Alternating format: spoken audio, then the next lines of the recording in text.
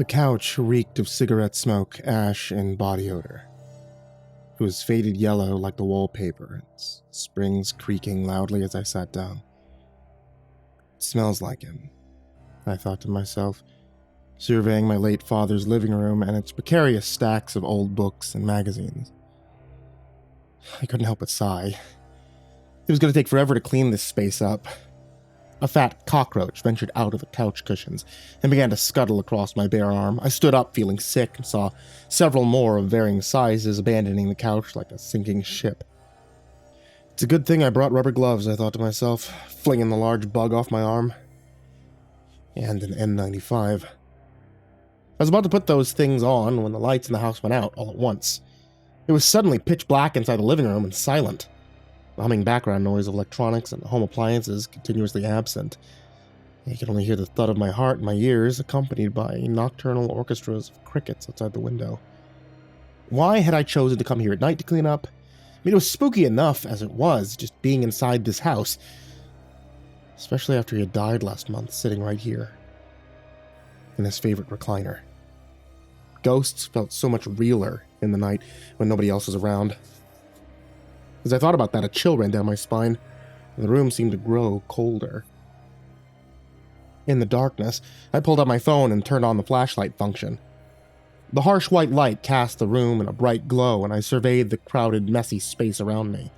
A narrow path through the piles of junk led towards the kitchen, and from there I could go downstairs to reset the breakers. The old house did this from time to time, its original wiring and circuits not designed for the strains of modern electricity. Starting to make my way through the piles of faded magazines and newspapers, I edged sideways and sucked in my gut at one narrow section to get through to the kitchen. Once there, I tried to ignore the rotten smell which greeted me, sweet and sour aromas of spoiled food, and something else much worse beneath that. It occurred to me that there might be something dead inside one of the cupboards. It could have been a mouse or a rat for all I knew. Neither one would surprise me. Opening the door at the top of the stairs, I began to make my way down the steps. They creaked and groaned beneath my weight, and I made sure to cast the light towards my feet to avoid falling. The stairs were lined with stacks of old journals and magazines, printed news articles, and folders bulging with papers. Dad's research, as he had called it. I felt a pang of regret, wishing that I had tried to understand him better. He had grown emotionless and reclusive over the years, paranoid that others were mocking him for his theories. He truly believed there were things from other worlds living amongst us, invisible and in the shadows. Never been able to convince him to seek help as much as we tried. And my mother had eventually left him after years of emotional neglect. I was careful to avoid the wobbly stacks as I made my way down the stairs to the lower level.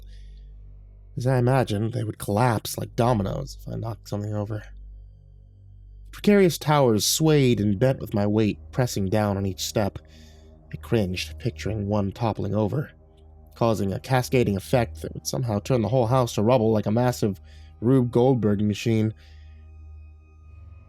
My breathing stopped as I heard something moving down in the shadows in the basement. Further within the blackened space.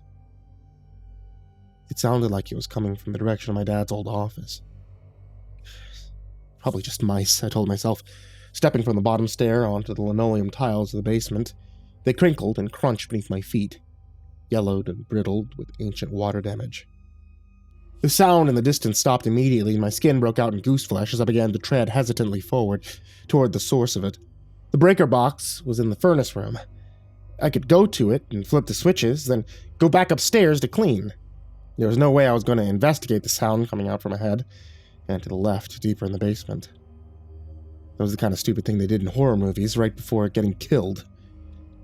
Creeping forward, being careful not to touch any of the precarious stacks, I finally arrived at the furnace room door on the right. As I pushed it open, that sound came again from the office, through the den which was just to the left of me. A noise like papers rustling and things being shuffled around. It immediately made me feel uneasy, my throat tightening with fear as I thought about my theory that the noises were being made by a mouse. I mean, that no longer seemed possible. Whatever was making that sound, it was larger. It was a raccoon, maybe.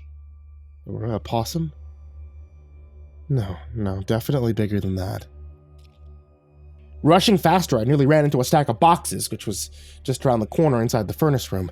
The idea of knocking something over and becoming pinned beneath a pile of magazines while that rustling sound grew ever closer was too much for me to handle. Nearly in a panic, I ran across the small cement floor room to the breaker box. I reached up for the lever and gripped it firmly, pulling it down, then jammed it back up into the on position again. Nothing happened. The room was still drenched in blackness, aside from the beam from my cell phone's flashlight. That rustling sound continued in the distance, undeterred by my presence. My heart thudded in my chest. I reached out and pulled the lever down and back up again, resetting it once more. The lights remained stubbornly dim. And then I realized, of course, I hadn't flipped the light switch at the door of the furnace room. None of the basement lights were turned on, so I couldn't even tell if resetting the breakers had worked. So I walked away from the breaker box and flipped the switch on the wall near the door, expecting the lights to turn on, but they didn't. It was still pitch black in the basement of my dead father's house, and the longer I spent down there, the less comfortable I felt. My skin was tingling with a sensation telling me something else was down there with me, my primal lizard brain instincts urging me to run. I quickly realized why that was. That sound of rustling papers from my father's office was gone, replaced by a swishing sound indicating movement. Whatever that thing was, it was larger than a raccoon or a possum, and it was heading straight for me.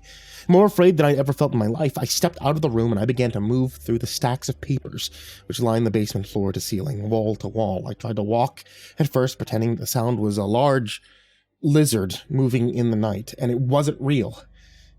But then as I got closer, and I heard its bulk scrape against the door frame of the den just behind me, I started running. Too terrified to look back, I began to push over the stacks of magazines and papers, knocking them over with my hands as I ran past, the stacks toppling over, sending a collapsing chain reaction of junk towers in the thing's direction. Whatever it was, it made a pain sound unlike anything I've ever heard before. It was dark, it was an alien sound, a high-pitched shriek mixed with an undulating drone like a swarm of bees. Underneath that, unable to stop myself from looking, I pointed the light from the phone in the thing's direction. All I could see were the boxes and papers being knocked aside by some large, invisible force in the darkness.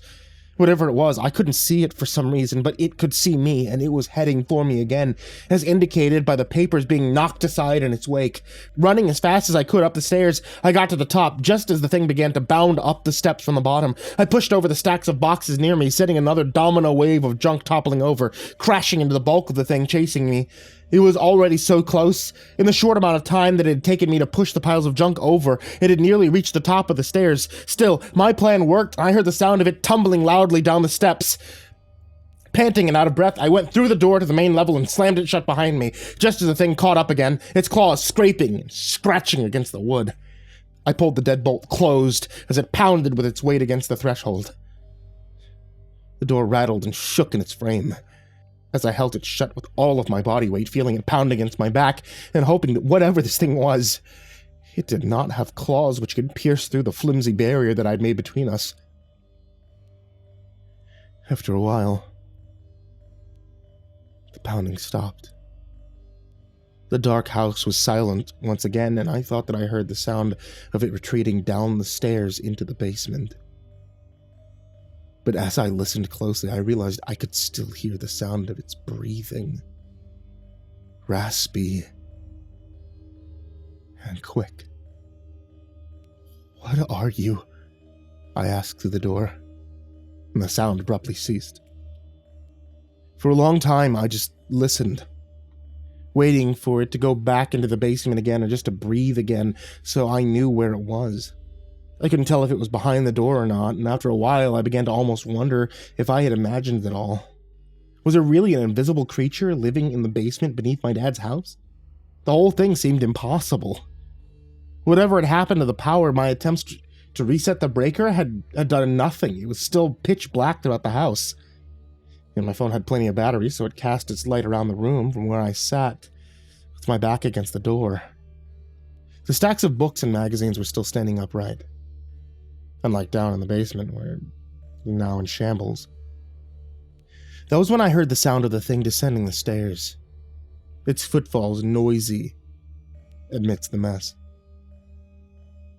I could tell exactly where it was based on those sounds. A very unusual thought occurred to me hearing the creature heading back to the basement. I stood up, I picked up a folder from one of the wobbly stacks in the kitchen. It was stuffed with pages of text, the margins thin and packed together in a tiny font. I began squinting my way through the text and was amazed to see it was written by my father. It was all about the thing in the basement. It appeared to be a continuation of a previous document which I could find no trace of. The pages were all scrambled and out of order, disjointed fragments of memories, recollections. The creature's clever. First the light, then the heat. It makes me go down there every time. It knows I have to go down there, fix the furnace, reset the breakers, repeat. It's gotten so big. I remember when it was so small, so easy to ignore. I could almost pretend it was just a cold breeze moving things around and causing the hairs to stand up on the back of my neck. Feeds on memories. Feeds on thoughts and feelings. Do I feel anything anymore? Do I even feel fear? Yes. The answer is yes. Every time I go down there, the answer is yes. I will kill it somehow. Kill it. Kill it. Kill. Kill it. Kill. Kill it will until it kills it or it kills me. How do you defend yourself from something you cannot see? That last bit of garbled text made me feel sick to my stomach. As I thought about my dad's final days, as his confused and paranoid state in the hospital. Looking up from the pages, I surveyed the crowded room and realized he had managed to defend himself from the creature in a way. He made a fortress out of his research, just to keep the thing away and to warn him if it was coming. And then I realized the worst part. I had just unwittingly destroyed that barrier of protection.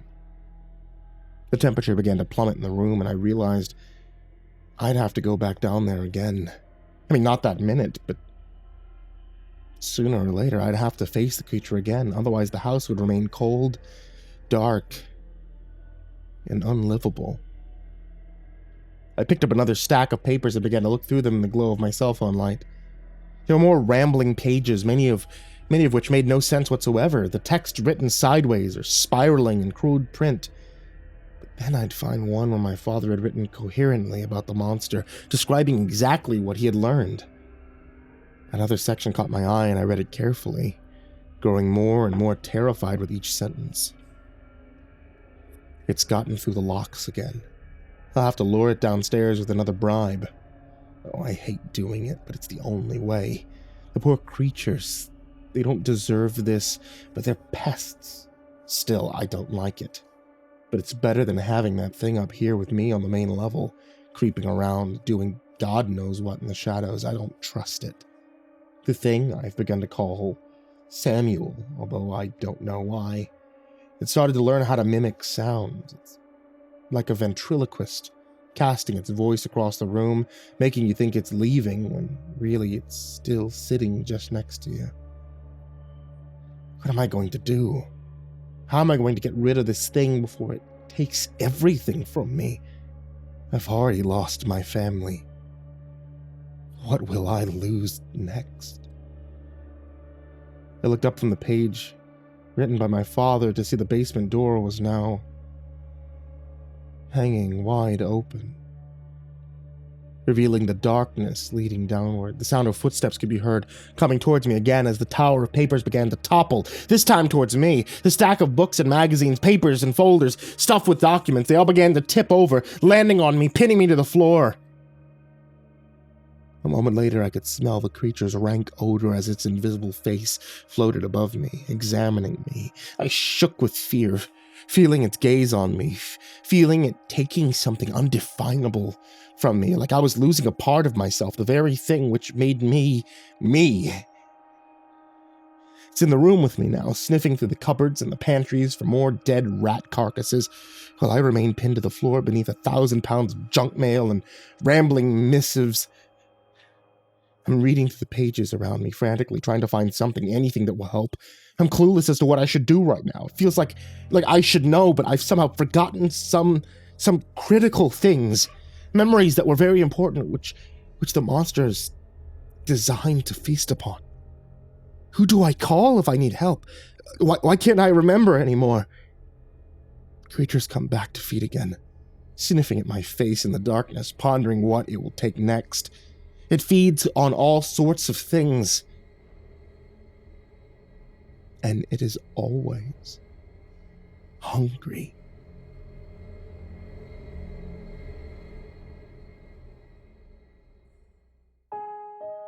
Hey there kids, it's me, MrCreepyPasta, and I wanted to tell you thank you for watching today's video on YouTube or listening to tonight's episode of the podcast. If you guys are interested, because we're moving into spring right now, that means that the allergy seasons are going to be hitting us. And I don't know if you guys can hear it very well, but it hits me pretty hard. To get yourself past a couple of those allergies, my wife sells tea. I don't know if that's connected, but hey, it's a segue, and my wife sells tea. Check out etsy.com/ivorymonocletea to be able to check out some of the tea that my wife makes. And you can even get a special sticker if you order the MrCreepyPasta tea and you ask for it. It's a sticker of me doing a dab. It's one of my Twitch emotes. And I want to give a big thank you, as always, to all of my Patreon subscribers on Patreon. You guys are the real MVPs. You are the ones that allow me to do stuff like getting specific stories just for the channel. If you guys want to see more of that, then I would really, really, really love if you guys could help support on patreon.com/MrCreepyPasta, like some of these wonderful guys, such as Jordan Alexander Sanchez, Stephanie Butler, Bobby Karman, Tristain Pelton, Chance Burnett, Diana Kraus, KhaosArts, Kryolinian, Milk and Miel, Celty K. Sturloson, Zachary, Graffius, It's All About That FOOKIN Music, Goreng, Trimagasi, Maria Walker, Tonya, Oran, paingravy, Krazy Kid, MrMarcusBlitz, Aika, Limchoc, Dirt Diver 030, Matt Bach, Jabbles, Voice of Sand, Coffee Zombie, Matthew McNeese, Shelly J, Jeremy H, Raltazal, Mel, Nana, Nick Weaver, Melted Lake, Tolly Sue, Sky Mara Ravenswood, William King, Darth Milver, Michael Ortiz, Satanic Aries, Nessie, Barterhawk 764, Lambda M98, Harley, Billy Morrow, Sashi Suzaku, My Body Sounds Like Rice Krispies, Kaylee Ambrose, Suji Campbell, Stricken, Azarine Fox, Freddy Krueger, Nicholas Zaccardi, Happy Birthday Jason Wilson, Lisa Cottrell, Caspian, Hades Nephew, Tater Chip, Acid System, Prozac and Pancake Appreciation Society, Cryptic Nightmares, Kiri the Sloth, Tommy Green, Fester Lampshade, Sky Harbor, Nico Kyle, Rafael Rodriguez, The Ginger Bros, Aaron Stormcrow, Daniel Paulson, Trace Miles, and Corey Kenshin. You guys, as well as everybody if you look down in the description, and everybody that can even just give $1 to be able to help things out. I really appreciate it. If you guys would like to join this list of names that I horribly, horribly mispronounce, check out patreon.com/MrCreepyPasta. And honestly, even you guys who just listen, you watch, you comment, you like, you subscribe, thank you all. I really appreciate it. And sweet dreams.